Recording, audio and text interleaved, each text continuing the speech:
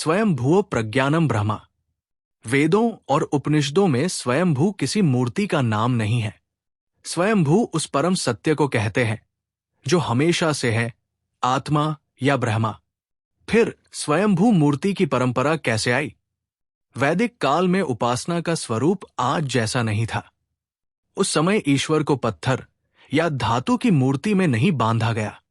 न तस्य प्रतिमा अस्ति, अर्थात उस परम सत्य की कोई प्रतिमा नहीं है। उपासना होती थी मंत्रों से, यज्ञ से, ध्यान से और प्रकृति की शक्तियों के माध्यम से। लेकिन स्वयंभू पूजा का उल्लेख बाद में आता है।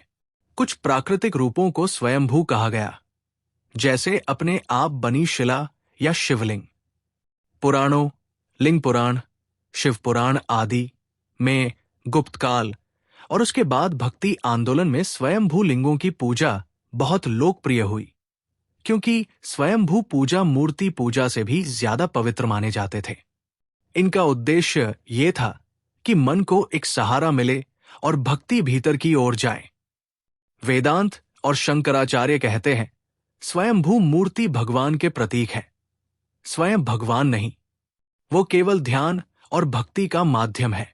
अगर मूर्ति हमें भीतर की ओर अर्थात आत्मज्ञान की ओर ले जाए तो वो भक्ति सच ही है। अगर हम मूर्ति को अंतिम सत्य मान ले तो ये हमारी भूल है। वेदों का संदेश पूजा एक सीढ़ी है, मंजिल नहीं। अंत में मनुष्य को यह समझ आना चाहिए कि जिस परम सत्य को वो बाहर खोज रहा है वो स्वयं उसके भीतर है। मूर्ति से भक्ति शुरू हो सकती है पर आत्मज्ञान पर ही पूर्ण होती है।